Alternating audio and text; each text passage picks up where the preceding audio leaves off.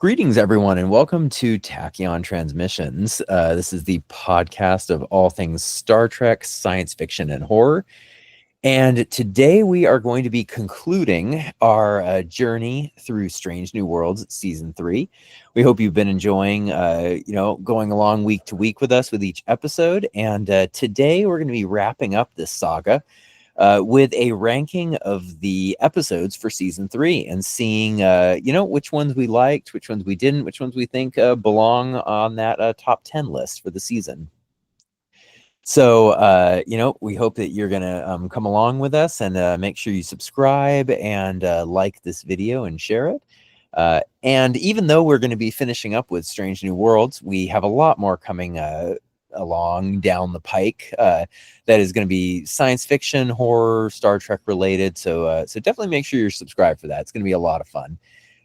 Now, before we get started on this ranking, Jordan, would you like to introduce our B plot for today's episode? I would be happy to. So today's B plot, I believe we hinted on a little bit in our last episode. So there's been some information about various pitches of new Star Trek series to the new Skydance Paramount ownership.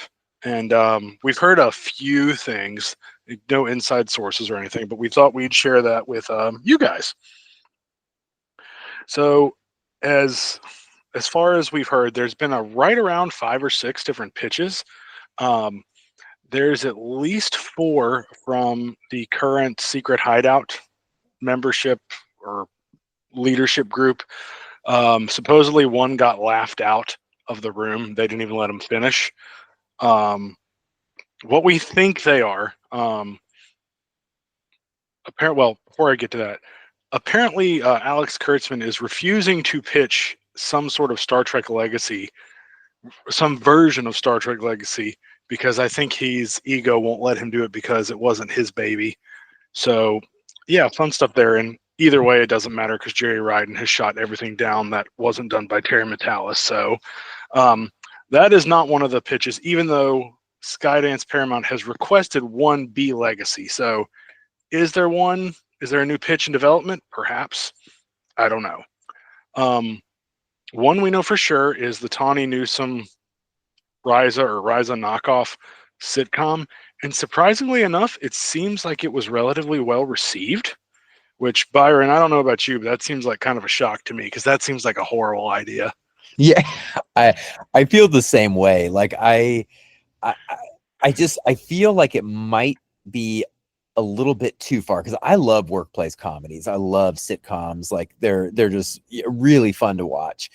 There's some franchises though where it just doesn't work as much. Like weirdly enough, like somebody one time I remember brought up like, hey, what about a sitcom in the Star Wars universe at like the diner from Attack of the Clones? And I was like, hey, that would be awesome. That would actually probably be pretty cool to do. And it seems like it would work, but like I just can't wrap my head around a sitcom in Star Trek. I just can't do it. It just doesn't really seem like it would work as a live action comedy. Yeah, I don't know. I don't get it.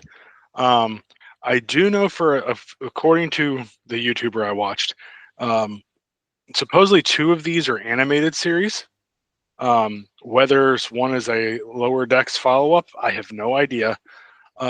Supposedly one is just a concept. It's from the Hijemany brothers who did Prodigy.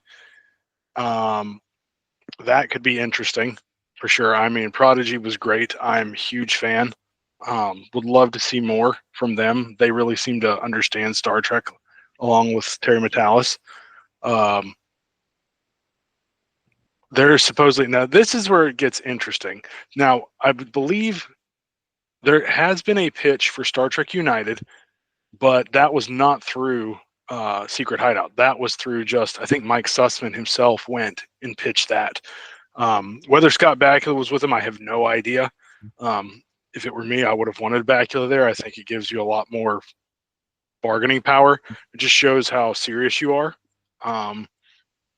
But there's a very interesting rumor about some sort of pitch involving Janeway, William Shatner portraying Kirk, and possibly Avery Brooks as Sisko. And I'm like, what? I think Byron would agree with me. That's kind of wild.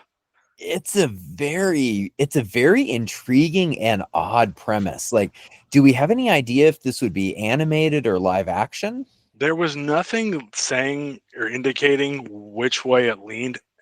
I will say I think animation makes a lot of sense. You can cover up a lot. I mean, none of these actors are the same age they were. Um, Unless you get some time travel or some shenanigans, which is absolutely feasible. Um, you could do it. Um, I would be. I do think it'd be easier to sell Avery Brooks on a voiceover role because they could just go to his house and record him, or literally have him phone it in and record over the phone. Because he's notorious for not really working anymore. He just teaches, I believe, at Rutgers University. So my guess would be animation, but I'm not 100% sure. But that was the most interesting of the pitches. As far as how they were received, I don't believe the secret hideout ones have gone particularly well. They've had some issues.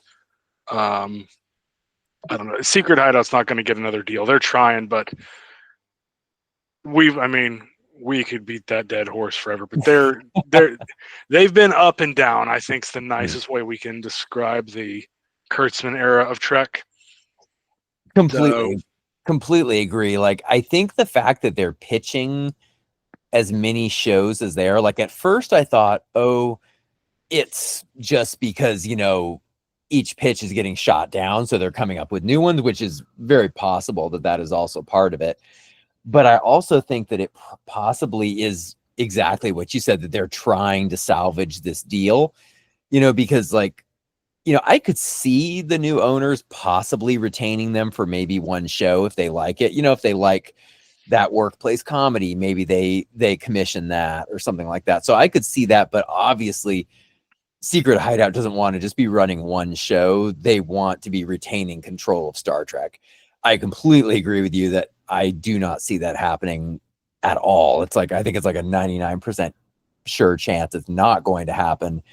But I think they definitely are throwing things at the wall, trying to make it happen. I'm very intrigued by this show idea with Janeway, Sisko, and Kirk.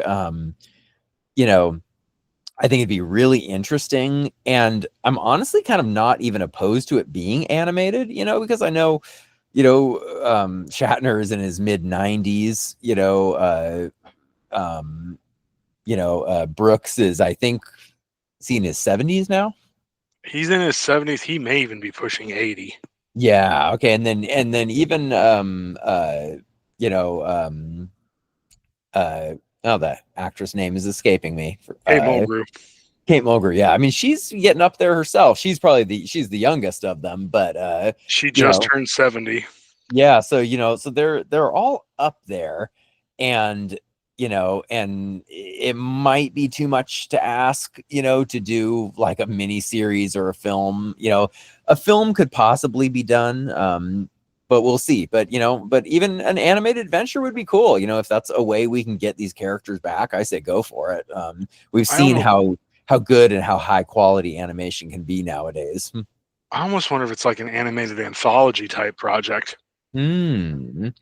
That would be really interesting. Yeah, like if you did multiple episodes or even multiple seasons, short seasons with each one. I almost think of, do you remember that book series, Trek book series? I think it was called Fury. Do you remember that one?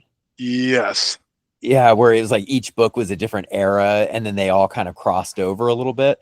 Like something like that could be really interesting with a show if maybe you did like a short season on each, captain, and then you either did an animated movie or like a bunch of episodes where they're all together, facing whatever threat it is or something. But honestly, I could even see if they didn't want to keep this on Paramount Plus, you could even do an animated movie and put it in theaters, with all of them. You could, or maybe it's. Oh, did you ever read The Brave and the Bold? It's the Star Trek, The Brave and the Bold. Those books. There was 4 like leftover weapons from some set, Kirk and Spock find one in the original series. Picard finds one. Sisko finds one. And then Janeway finds the last one in the Delta Quadrant. So it was basically like different eras and different locales, but similar MacGuffins. And That's they could interesting. reference each other's logs. Mhm. That is really fascinating. I like that. So they could do that. I don't know. It'd be great to see them all together. I don't know if it would happen, but I don't know. And honestly, we'll take whatever they give us. Like if we can get some of the OG captains back, then nobody's going to complain. Exactly. And like, the way I feel is like you said, like, with their ages and everything, it's like, I feel like if we can get them back for something right now, let's go for it, because they're not, sadly not going to be here forever. And so it's like, let's take advantage of it. And if Shatner, and all of them want to come back, let's do it, animated, live action, whatever. And I feel like also there would be a huge amount of juice, with the public, with Shatner coming back. And I also think, even Avery Brooks coming back would cause a lot of excitement because Deep Space Nine has had such a resurgence lately, especially with younger viewers. They need to do something to tie that story up. It's going to be interesting how they reference that in Academy because it's in the teaser. So we'll see about that.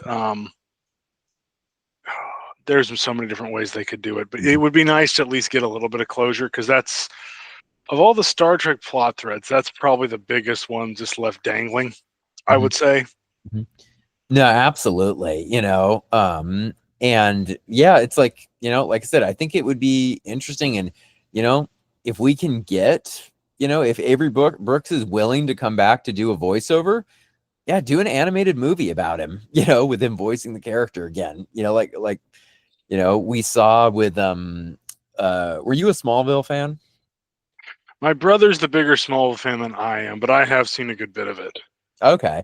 Because I know that the cast were all talking about doing a revival of the show, but it was going to be an animated revival.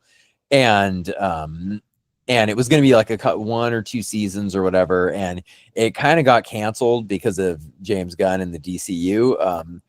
But it was interesting though that this was going to be a full-on dramatic revival of the show, but it was going to be animated instead of live action. And so yeah, it's like I would definitely wouldn't mind more exploration in that direction if it means that we get characters back. They could even almost do even like direct to DVD, direct to Blu-ray, like the Babylon 5 did with The Road Home. Oh yes, And I mean, I don't know if that, I don't recall if that had limited screening releases or not, but there's a ton of potential there. Oh, absolutely, yeah. Like Star Trek has only really scratched the surface of, especially its release potential. Because like you said, we have streaming, we have theatrical, but there's a lot of different options. I mean, I would even say like we haven't even had like a Star Trek stage production, honestly. We've seen it with other franchises. We've had Star Wars on stage, we've had Stranger Things on stage that have been very successful. Hey, why don't we do a Star Trek play? I mean, they did it in Robot Chicken, so why can't they do it in real life? The opera version of Wrath of Khan, which is hilarious. Oh, well, it's definitely going to be interesting to keep watching and seeing the information that comes out from these pitches and where they go with it. I think I can speak for us both when we say we're both up for more Trek with whatever comes. I don't mind Secret Hideout staying around for maybe one show if it's something like that, but I definitely don't want them in charge of everything. I think we need to have a more diverse group of filmmakers and creatives behind the scenes doing Star Trek. I think that's where it would be strongest. To quote Kirk in Search for Spock when he's talking to Scotty about the Excelsior, young minds, fresh ideas. Yes, exactly. Star Trek is so deep, it's so wide, there's so much there. Bringing in new people, like you said, fresh ideas is the way to go. And that's the way you're going to ensure that it continues on. Because once something starts stagnating, that's when you have the problems. Hint, hint. Star Wars, the sequel trilogy. So we will have to do an episode, Jordan. There's been a bunch of rumors coming out about the future of Star Trek that I think are very interesting, that you might find interesting. So we may have to record a future episode on that. Works for me. Mm-hmm. Well, all right. Moving into our ranking for Strange New Worlds season 3, I think this is going to be a lot of fun. We've been generally, I would say, along the same page with our star rankings with the episodes, and so I was kind of thinking what we could do here is we can start at the bottom, with number 10, and kind of work our way up with the episodes and just see which one we think goes on, each ranking, and then which is the best episode of the season. Works for me. All Shall I right. get started, or would you like to go first? Yeah, why don't we get started with you? Okay, so this is going to be a hot take with some people, but I think the worst episode of season 3 is episode 7. What is Starfleet? Go Go ahead. Oh no, go ahead. No, I'm going to probably go on a rant, so I'll let you go ahead. I can't really argue with you, because there was a part of me that wanted to say a space adventure hour, in that last spot. However, a space adventure hour was saved in some ways by some good costuming, a few good performances, some pretty hilarious moments here and there. So even at its worst, there was still some entertainment there. So I think I have to agree with you. I think What is Starfleet is the worst. It was entirely too short. Mm-hmm. And as you've heard us in our previous episodes, and I'm sure you'll hear us again on this episode, they tried to squeeze like 2 episodes into one. You've got a space kaiju episode, great concept, Mm-hmm. a documentary episode, interesting concept. It was like mashed potatoes and peanut butter. It was just a weird combo. Like, you didn't get enough of either. They really didn't mix. And I'm not going to go on too much of a tirade, but then I know people flipped out online about how they changed the dimensions of the Enterprise. I'm just kind of skipping over that, honestly. But the whole Beto filming them, number 1 and Pike, in the ready room while they're on a secure channel with Admiral April, they obviously have to know he's there. So there's no reason they would have let him in, or it's treating our characters like they're stupid, which I'm never a fan of. So that just tanked it even more for me. I completely agree. It was just, like you said, the documentary aspect is interesting. And I think there's several episodes over the course of the season that I think could have been better served in that format. And yeah, it just unfortunately was a bunch of very decent ingredients that were just not cooked properly, and we got, unfortunately, a very ill-tasting dish. Yep, I completely agree. All right, so number 10, we have What is Starfleet? All right, so now moving into number 9 here. I feel, and looking over episodes here, I think personally I would maybe put a space adventure hour at number 9. What do you think? That's exactly what I have. I think the sad thing is about this episode was I think this was the episode I was most looking forward to in the season when they had announced it. A holodeck murder mystery with all the characters playing a different role. Directed by Jonathan Frakes. This had all the elements to be a all-time classic of not even just new Trek. This could have been a classic of the franchise, where this has never really been done before. And unfortunately, it just came in. It was again too short in my opinion. It was underbaked. The story, for some reason, they put in that B plot with the star or something going supernova, which it just messed the whole thing up, unfortunately, and it wasn't as strong as it could have been, and it got a little close to, I think, kind of mocking old Trek, a little too close to comfort for me. Yeah, I completely Mhm. agree. I thought they now did I love Paul Wesley on the on the old set? That was glorious, Mhm. but they mocked Shatner. They mocked it. Well, it came very close to mocking, like you said. It was in very poor taste. Um, Not everybody got enough lines. Like they tried to do too much. Excuse me. Like you said, it could have been an all-time banger, and it was a swing and a miss. Mhm. Absolutely agree. Which is unfortunate because like you said, it could have been a banger. So okay, so moving on to number 8. What do you think should go in number 8? So this is where stuff starts to get a little interesting. This is maybe pick your poison, for lack of a better term, but I think I'm gonna have Hijemany Part Two here at number 8. Mhm. It wasn't necessarily a bad episode, and this I fully admit it probably has something to do with a 2-year wait between season two's finale and season three's premiere. I was expecting more. I Mhm. hate to say it, I wanted more, and this was the first episode this season where they tried to do a play a Trek's greatest hits list, and they literally, we're going to put him to sleep like we did the Borg in Best of Both Worlds. Um, Again, not a bad episode, but it was they swung for the fences and they just sort of tapped it into the outfield. Mhm. No, I think it's very appropriate in the 8th spot. I think, because like I said, it was too long of a wait, unfortunately. I think that if this would have come out, at the end of, summer, like a normal TV show, I think it would have been a lot better.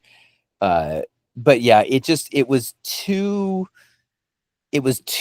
big of a resolution. It was too big of a resolution for me. Like, you know, if this would have been, hey, we have to go on a rescue mission and save, our crewmates, and that was kind of what the story was, I think it could have been really good, I think. But they went too large scale, too derivative in the ending for how they resolved it. It was too quick, too clean.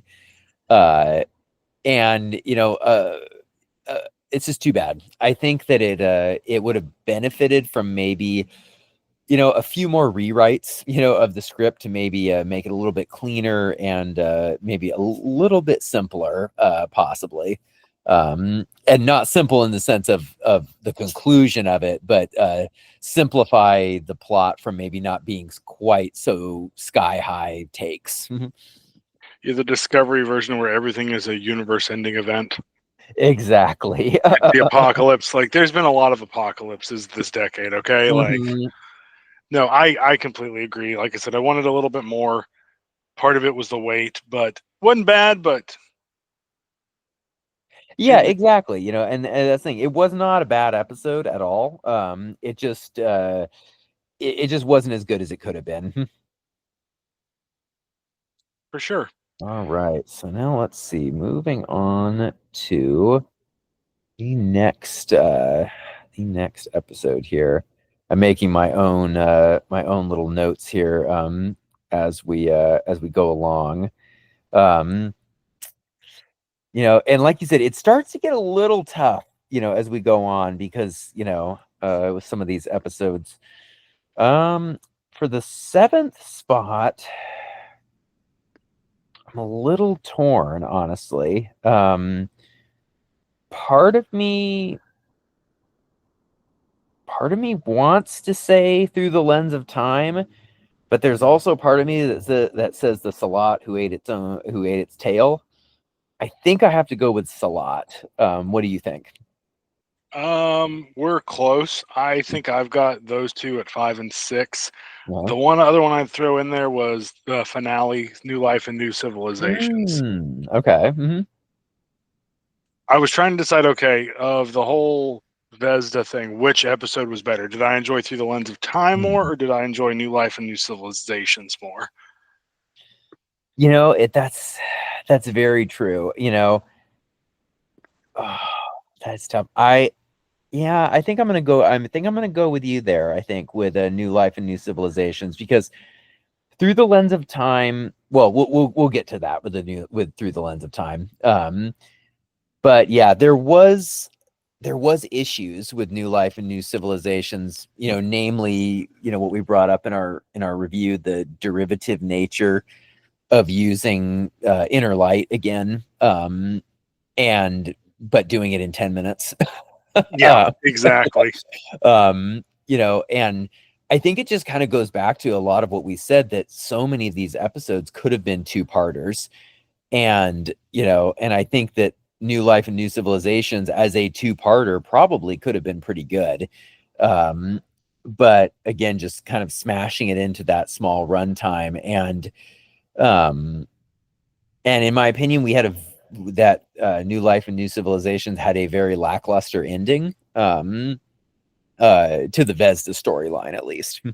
Yeah, they kind of wiped the slate clean. It was they hit the easy button. Mm-hmm. Yeah, exactly. And then we had a couple of odd things in there, like the mind meld aspect that was kind of I don't know, maybe good, maybe not. Bit of a cop out. Yeah, it was a little bit of a cop out. I didn't hate it, but it could have been better. But um, I at least did like seeing more of that bond between Kirk and Spock. At least, like when they were at the end, playing their was it three-dimensional chess. Hmm. um, I did enjoy that scene with them, and just kind of seeing that bromance growing a little bit. Yeah, I think you're spot Yeah. on. Like Mhm. those scenes were good. Mhm. Um, I know it was Inner Light in 10 minutes. It still was good. It was just very rushed. Like you said, it should have been a two-parter, and it wrapped, as most modern shows are, it wrapped everything up too quickly. Exactly. Yeah, it was too clean, and who knows, there might have been a budgetary concern in there possibly, because I feel like this episode had a higher VFX budget, than a lot of the other ones. And so that could have also played into it a little bit as well. But yeah, it's unfortunate because I think it could have been a really good episode split in two. So okay, let's see. So moving on to number 6 now. So I believe, did you say that you had Through the Lens of Time as number 6?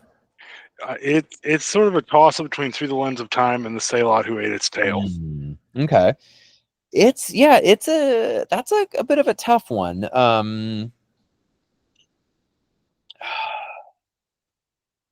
I think it kind of goes to a little bit of what you said, of like, what did you like best about it? What did it do best, versus it? And I almost feel like maybe, and you can tell me if you agree or not, I almost feel like Through the Lens of Time might have been a slightly better episode than the Salat, possibly. I think it's a better told story. The Hmm. story may not be as appealing, but it's told better. Hmm. Yeah, I'm okay with that. Okay, yeah. So we'll have the Salat Who Ate Its Tail at number 6. You know, in my opinion, at least, and then I'll go to you for your thoughts on it. I feel like it was again one of those ones that are a very interesting concept. This kind of Davy Jones in space, with a ghost ship that's going around, killing everything, leaving no survivors. Fire concept for Star Trek. Oh, for sure. Mhm. You know, and I felt like this could have actually been a pretty banger episode if they just would have resisted the urge for the twist at the end. Yeah, that came out of left field. It was Mhm. so random, and it just, and like you said earlier, I mean, that's just spot on. And Kirk and Spock's together's first mission. Those scenes were good. The scene with Pike and Kirk at the end was great. Mhm. Again, elements of a great episode, but got the good ingredients, and then I don't know. It's like someone was making a cake and decided to put like cayenne pepper in there. It was like way out of left field. Oh, a surprise! Plot Mhm. twist. What? No, I completely agree. Yeah, it was the plot twist. It came out of nowhere. Because when you're writing an episode like this, it's like you have to, especially when you have a twist, you have to lay the groundwork for a twist. If you just bring a twist out of left field, it's unsatisfying for your viewer. You have to toss those breadcrumbs. It's almost like when you're watching a murder mystery movie or TV show, and they put those clues in there. Oh, there's the footprint, or oh, here's this person looking suspiciously over there or whatever. And it's all these little things so that when you get that twist at the end, your brain puts all of the clues together and you see where it came from. And this episode, unfortunately, was not written for the human twist. I feel like it would have needed more elements of maybe them exploring, the ghost ship, and oh, they're getting like crew logs or they're finding this or that or whatever to build up to that. Then it could have perhaps worked. But the way it was written, it just didn't work at all for me. Nope, spot on. Could not Mhm. agree with you more. So hopefully maybe some Trek show in the future can maybe take that concept and maybe do it better, because I would really like to see a like a Kraken like ship that's hunting people again, because it was I enjoyed the concept a lot. So all right, so number 6, all right, and brings us now to number 5, which we gave away a few minutes ago, which is going to be Through the Lens of Time. So Jordan, why do you think this one deserves number 5? So it's got a really interesting hook when it opens. Like they're we're getting more Corby. We're on a mission with Hay and Chapel, and Spock gets roped in. Bless his heart. They end up finding an ancient building of some kind. Turns out to be a prison, and then we're going along, and boom, we go full Event Horizon Mhm. with eyeballs ripped out, and totally was not expecting that. And very menacing villain. You know, Battelle goes like full like primal, just like moving around like a Gorn. It set up a lot of interesting things. When it delivered, it didn't deliver quite as well as the setup, but it made you think. It was interesting. Yeah, I completely agree with you. Like in its in the vacuum where this particular episode just exists on its own, like you said, it's very interesting. It presents a lot of intriguing ideas, some pretty chilling moments. I enjoyed kind of the Star Trek going back to its horror, some of its horror roots that we've seen in other series. And like you said, the fight with Battelle was awesome. You know, Ensign Gamble was a great, he was a great villain and very creepy.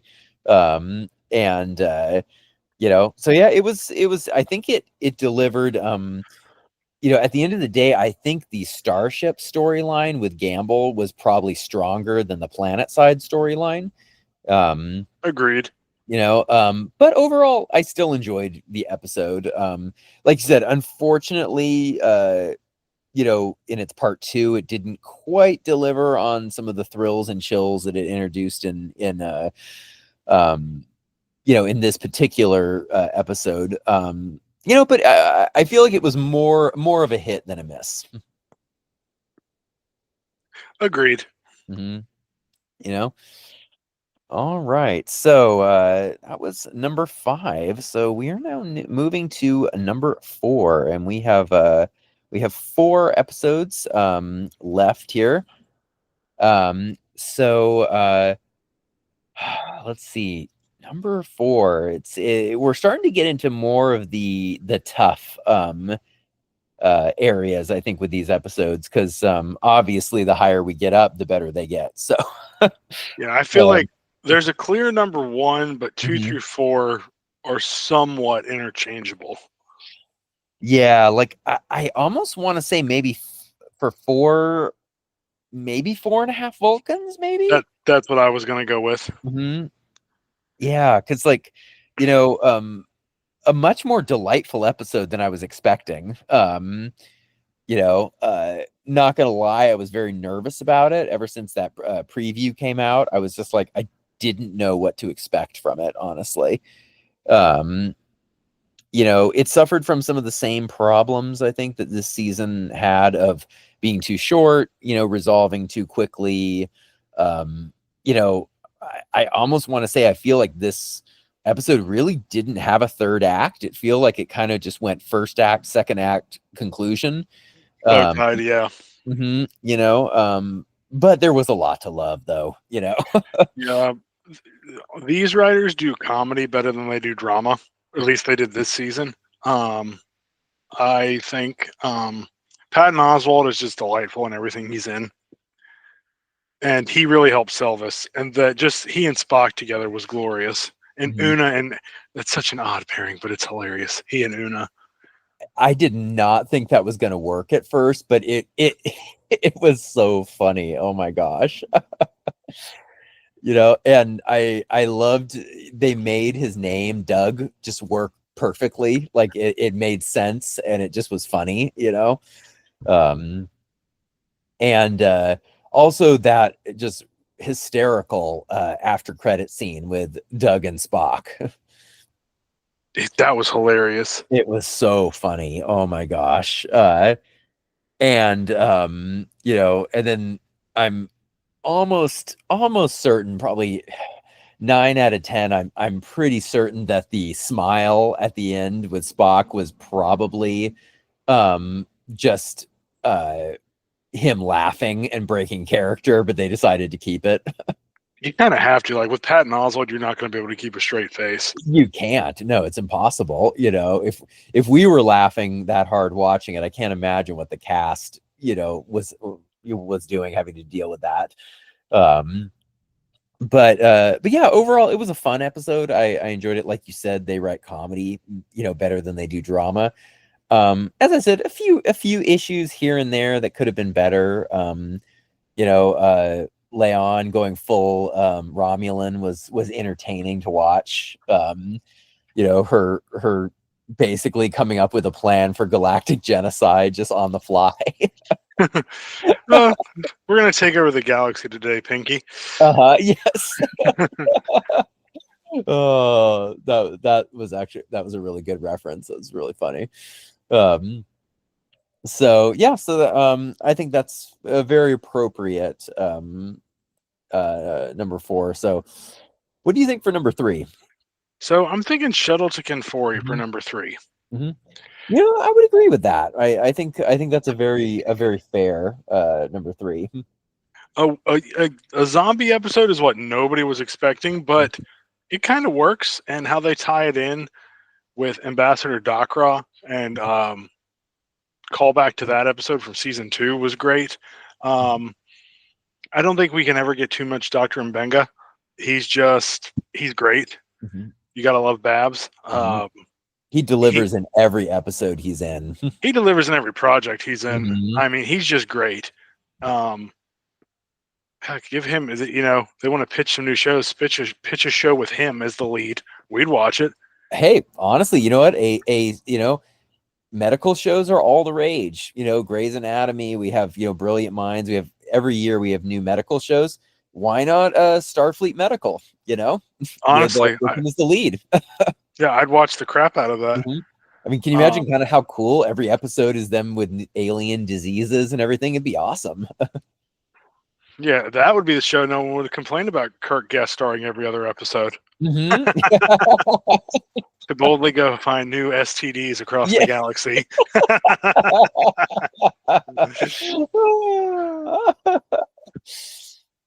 Man, I agree with you though. I think this was a good episode. The tie-ins were really interesting. I think both of us were kind of expecting more of just a straight up zombie show. And I think the whole Klingon honor and, regaining, Ambassador Dockra's daughter having to regain her honor was really interesting. And I really liked, I can't remember the exact quote, but I remember at the end when his daughter is being killed by the zombies as she, basically allows them to escape. And they say like, oh well, no one will know. And Mbanga says, well, she knows, She will know, and I uh-huh. will know. Yeah, it was such a great moment that it felt like all of the classic Klingon, mythos episodes that we've gotten from TNG and DS9, and I really liked that. Yeah, same. So yeah, so definitely a great episode. I hope we get a few more, obviously not zombies, but like a few more in this kind of more deeper character, delving into some of these development of our heroes and villains in future seasons, because this definitely was a standout. Oh, for sure. Uh these last two are tough, honestly, because the last two episodes were really good. Now I have a definitive 1 and Mhm. 2. I don't know if you do. I think I do have a definitive 1 and 2. I think I'm very curious to see if they're the same. Okay, so for number 2, I have Wedding Bell Blues. That's what What do I you have? have. Oh, I think we're the same. Okay, there we go. Yeah, why don't you lead us off with Wedding Bell Blues? So basically, we get an origin for Trelane, and you find out he's a Q and is. They didn't go outright and say it, but you basically find out he's actually Q Junior, who we met in Voyager. At least that's how I headcanon it. But and then, you know, Reese Darby is great in everything he's in again, and he was just delightful. And I wish Spock had punched Corby again, because they let him punch Corby far too early in the season, because I Yeah. wanted Corby to get punched like every episode he was in. Oh, I absolutely agree. Corby being turned into a pug was hilarious. Oh, oh, it was. I enjoyed this episode a lot. It was very funny. The tie-ins to the older characters was great. And I think this kind of just goes to show, like, I really hope this isn't the only appearance of Trelane, because I would love to kind of maybe see him be the cue for for Strange New Worlds, that he pops up. Maybe we have 2 seasons left. Maybe he pops up twice in each season, and with that kind of fun element being that the Enterprise crew don't recognize him each time because he's wearing a different face. It could be a lot of fun, I think. And it doesn't necessarily have to be where he's the focal point of each episode, because we saw like how Q sometimes would just pop up randomly in a TNG episode, for a few minutes. And so I think we could definitely see that again with his character. Oh, I would be completely down for that. I would love to see he and Rainn Wilson in the same episode as Harry Mudd, or they're Oh, stuck together. That would be oh, funny. that would be hilarious. I would love to see that, and again, I'm going to ask, where the hell is Harry Mudd? That will be one of our mantras as we continue through this podcast. Oh, but man, seeing them play off of each other would actually be very funny, particularly if there's some sort of reveal, maybe that Harry Mudd is one of the only ones who can see through his disguises, which would be kind of funny. um I'm just imagining an episode of Mudd and him, they're on the Enterprise, and Harry Mudd is just freaking out of, why can't you all see who this is, and everyone else is looking at him like he's nuts. Would just be really entertaining. I'd be But down for that. yeah, but it is a delightful episode, I think. And definitely also a good palate cleanser, I think, after, the more intense nature of Hegemony Part Two. Oh, for sure, you know, absolutely. we go from, crew members being digested by Gorn and everything, that we needed a little bit of a lighter adventure for the next one. Yes, and then just having John Delancey do a voice cameo, just chef's kiss. Oh, absolutely perfection. Um, I love his willingness, to come back, to Star Trek projects. We obviously saw him in Picard season 2 as the series regular. He's shown up in Lower Decks, and then I love that he did a cameo here, with just that iconic voice of his as Q. Oh, absolutely. you know, definitely I'm hoping that we get to see Q again in a later, show project, because obviously, we got that tease of him at the end of Picard season 3 where he shows up to Picard's son.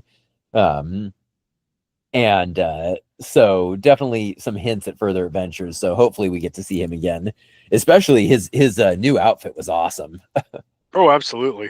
you know, uh, So, well, this brings us now to a number one, the best episode of the season, and one that I'm very happy that we are in complete agreement on. And that is, if anyone hadn't guessed it, is Terrarium. Uh, you know, this was, an inversion of Arena, but done, I think, in the best way possible. Oh yeah, it's basically an Enemy Mine, but with Ortegas. And I Mm-hmm. mean, Enemy Mine is a classic. Mm-hmm. I don't know anybody who disagree with me, but if they do, I will die on that hill. Uh-huh. Um, like, great movie. And we've been asking for an Ortegas episode since season 1, and we finally got one, and it was an absolute banger. Mhm. I mean, just the character growth, not only for her but for Uhura. Just trying to do whatever she could to save her friend, even though I thought that may have been a little bit out of character and they glossed over it, but it doesn't take that much away from the episode. And then just the anguish on Ortegas's face when La'an shoots the Gorn just instinctively, and it just such like, if they wrote every episode like this show would go on forever. Oh, absolutely agree. Like, this was the episode that really showed how good Strange New Worlds can be. This episode was just as good as any of the best episodes from season 1 and 2. I mean, I would even venture to say this was probably one of the best episodes of the series so far. And it was great, and I think, kind of going back a little bit to what we had said in our previous review when we were talking about this season finale, where we talked about how, they did Inner Light in 10 minutes, and we were talking about how if you're going to do, something that is an ode to a previous episode, or film, you have to come up with a way to make it your own, and to do it in a different way so that you feel like, even though there's a similarity, you're getting something brand new. And I feel like Terrarium was able to do that it took a familiar trope, it took a familiar Trek episode, but it made it so good, and it made it its own. Oh, absolutely. Mhm. you know so yeah, it was a fantastic episode, and I definitely hope that we get more episodes of this quality in season 4 and 5, and and I hope we get another Ortegas episode, because she knocked it out of the park. It's like, Oh, she you really know did. uh-huh the acting was so good. You know the writing was good. I mean, just everything was really good, but it's like, it really goes to show, I feel like, also the caliber, of the actor playing the role too, because, you know, she's, performing next to basically like a puppet, and so Yeah, it's like, absolutely. you know, um, this is a creature that really can't emote, because of the type of thing. So it's like, all of the acting chops were on her to carry this episode. Um, and yeah, and she did it. She must have taken a page out of the some of the Muppet movies. You know, like when Michael Caine's in a Muppet Christmas Muppet Christmas Carol, he treats all the Muppets like they're fellow actors, and then you've got Tim Curry in Muppet Treasure Island, who thinks he's a fellow Muppet. Yeah. So um, that type of like, but that worked for those movies. So, and whatever she did worked for this episode. Yeah, that is such a great example, and absolutely true, because I rewatched Muppet Christmas Carol at Christmas time in December, and it's why it is so good, because he treats all of the Muppets like they're human, like they're the best Shakespearean actors, and it works. And I'm very much due for a Muppet Treasure Island rewatch. Maybe I'll watch that tonight. We'll see. But well, folks, there you have it. This is our ranking for Star Trek Strange New Worlds season 3. Very curious to see what your guys' rankings are. So feel free to reach out to us on social media and drop those rankings right there and let us know. But before we wrap it up and and send you all on your way, Jordan, what were your final thoughts on this season, overall in comparison to the previous?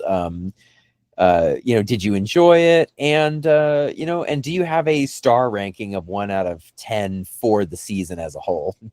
I was afraid you were going to ask me this. So, straight up, this season was not up to the caliber of season 1 and 2. I'm not going to hate on it too much because it doesn't hit the lows of Discovery. I hate to keep beating that dead horse, but it is what it is. I would probably give this season a straight out 5. Like, it improved there towards the end, but they had a lot of swings and misses, whether it was from the various strikes in the extra delay. I don't know if they had too much time to think or change in some of the writing staff, but it just, when they were on, like with Terrarium, they were swinging for the fences and killing it. But when they were off, it was like, really? So what about you, Byron? What do you think? Yeah, you know what? I feel very similar. I think, this definitely was the worst season of the show. Season 1 and 2 were just far better. In the way they told their stories, their pacing, and their run times. They really policed their run times. I feel a lot better in the previous seasons. But yeah, I'm not gonna nitpick it too much, because there was a lot to love. There was a lot that I did enjoy. Overall, I don't regret watching the season. I don't feel like I wasted my time or anything like that. I almost feel like I would maybe place this season in the same company as maybe season 1 and 2 of TNG.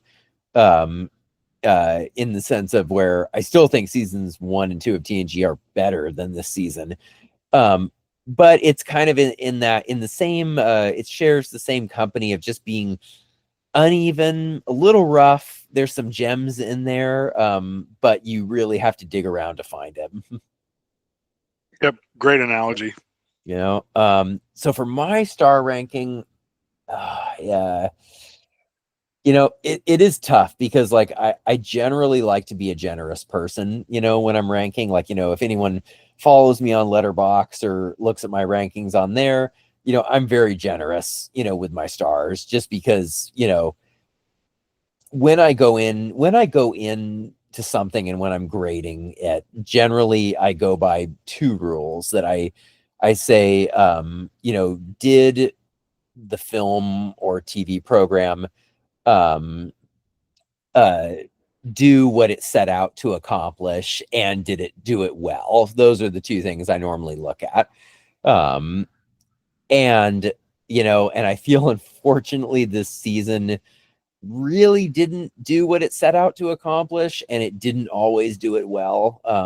So I think I probably will give it a 5.5 out of 10, I think. So right in the same neighborhood as you, Jordan. And it pains me, because I was going into this season, I was really hoping that it was going to be much higher on there. And I think after kind of that 1-2 punch of where we had, Wedding Bell Blues and Shuttle to Canfori, right after each other, I had really high hopes.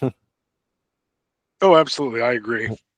So, but that being said, like I said, it had its problems, but I'm still looking forward to season 4, and excited to see what adventures we go on. Oh, absolutely. We'll get the Muppet episode, and who knows what else. Exactly. I think we're gonna have a lot of treats, and I suspect we're probably gonna be maybe seeing a little bit more Kirk, probably, in the next couple of seasons. I wouldn't be surprised if he was a series regular by season 5. Just showing up very frequently. But yeah, we'll see how it all goes as we kind of begin next season. We'll be beginning the final journey, of this crew and this show, and hopefully they hit it out of the park. But well, everybody, I really hope you enjoyed this journey through Strange New Worlds, season 3. We really enjoyed doing these episodes, and reviewing it. Even through some of the painful episodes, we still had fun. So definitely let us know maybe which episode you liked best that we did. And be sure, to like, subscribe, and stick with us, because we have a lot more Star Trek content coming. As I've said before, we're going to be reviewing Starfleet Academy once it releases. We're also going to be doing a episode that kind of does a review and discussion of Star Trek Con once all of the episodes have been released. So we'll kind of do a retrospective on that. And as always, we'll be bringing you a lot of one-off episodes, just kind of talking about the news that breaks of new pitches, new shows that are announced. And we'll probably have some fun along the way of maybe reviewing some of the worst episodes and best episodes of Star Trek as a whole. But in the meantime, though, there is a very special episode coming out very soon that is going to be Jordan and I, and perhaps a few special guests, discussing Halloween, the OG original film that started the entire franchise. This is going to be my first time watching it, so I'm very excited about that. So definitely make sure you're subscribed so that you don't miss anything. And we hope that you have enjoyed this podcast and that you'll continue listening, and we will see you with our next episode.